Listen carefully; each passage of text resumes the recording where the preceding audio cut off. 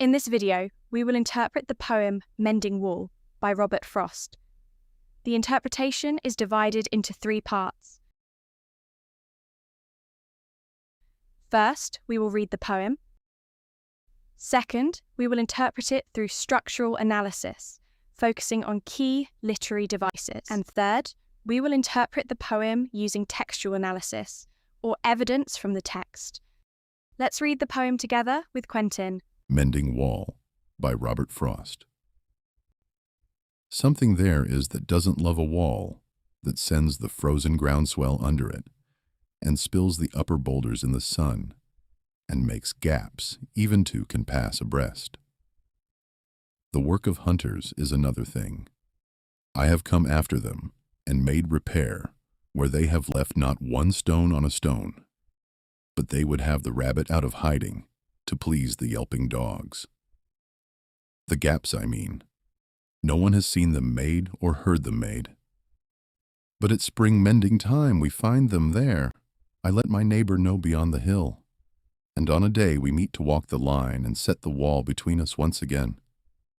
We keep the wall between us as we go. To each the boulders that have fallen to each, and some are loaves, and some so nearly balls. We have to use a spell to make them balance. Stay where you are until our backs are turned.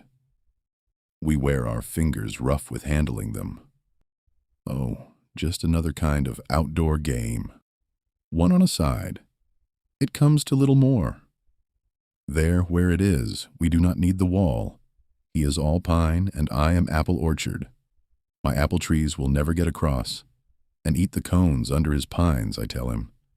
He only says, "Good fences make good neighbors." Spring is the mischief in me, and I wonder if I could put a notion in his head. Why do they make good neighbors? Isn't it where there are cows? But here there are no cows. Before I built a wall, I'd ask to know what I was walling in or walling out, and to whom I was like to give offense. Something there is that doesn't love a wall, that wants it down. I could say elves to him, but it's not elves exactly, and I'd rather he said it for himself.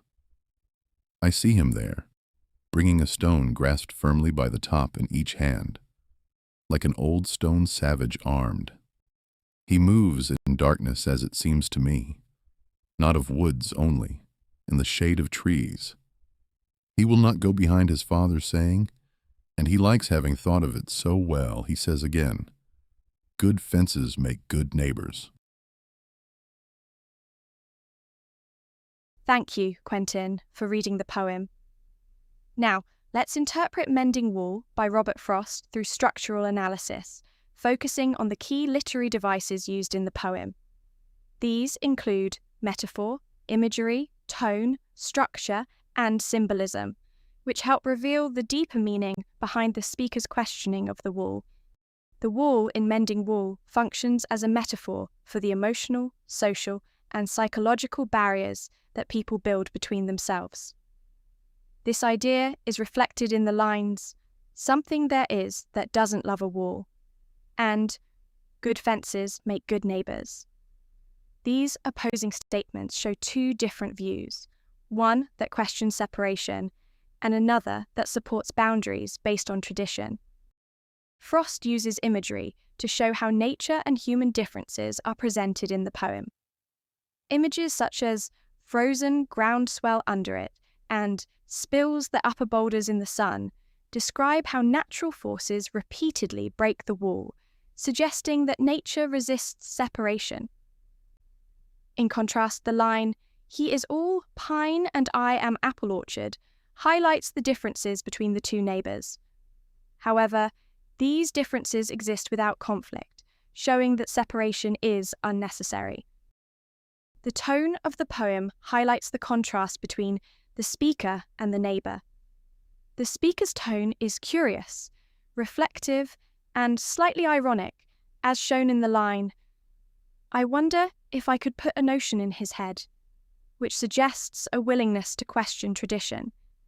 In contrast, the neighbor's tone is firm and unreflective. This is evident when he repeats, "Good fences make good neighbors," reinforcing his reliance on inherited beliefs rather than personal reasoning. The structure of Mending Wall is narrative and conversational, reflecting the repetitive yearly act of mending the wall. Lines such as "we meet to walk the line" and "we keep the wall between us as we go" describe the physical back and forth movement along the wall. This movement mirrors the ongoing tension between the speaker, who questions the wall, and the neighbour, who continues to follow tradition. Symbolism in Mending Wall helps clarify the poem's deeper meaning. The line, "there are no cows," symbolises the lack of any practical reason for the wall, emphasising that the boundary is unnecessary. Meanwhile, "he will not go behind his father's saying" symbolises unquestioned tradition, showing how beliefs are passed down and followed without personal reflection. Structurally, Frost's use of metaphor, imagery, tone, and symbolism reinforces this conflict. The wall symbolises human divisions. Nature imagery challenges separation, and the conversational, repetitive structure mirrors the ongoing tension between reason and tradition. Now, let's interpret the poem more closely through textual analysis, using evidence from the text itself. This time, we will focus more on what the story means, rather than on structure or literary devices. The analysis is divided into 4 parts. First, the speaker questions the need for the wall because it keeps falling down every spring. This is shown in the lines, "something there is that doesn't love a wall," and "that sends the frozen groundswell under it," which describe how natural forces repeatedly damage the wall. When the speaker adds, "and spills the upper boulders in the sun," and "we have to use a spell to make them balance," it becomes clear that maintaining the wall requires constant effort. Second, the speaker questions the wall, knowing there are clear differences between the 2 sides. In the line, "he is all pine and I am apple orchard," the speaker shows that each neighbour's land is already distinct and does not interfere with the other. He further explains this by saying, "my apple trees will never get across and eat the cones under his pines," using humour to emphasise that no boundary is needed. The statement, "there are no cows," clearly shows that there is no practical reason for a wall, since nothing needs to be contained or protected. Third, despite these differences, the neighbour remains insistent on mending the wall. This insistence is clear when the speaker notes, "he only says, 'good fences make good neighbours,' showing that the neighbour relies on a repeated belief rather than explanation. The line, "we keep the wall between us as we go," emphasises how the neighbour continues to maintain the boundary during the act of mending.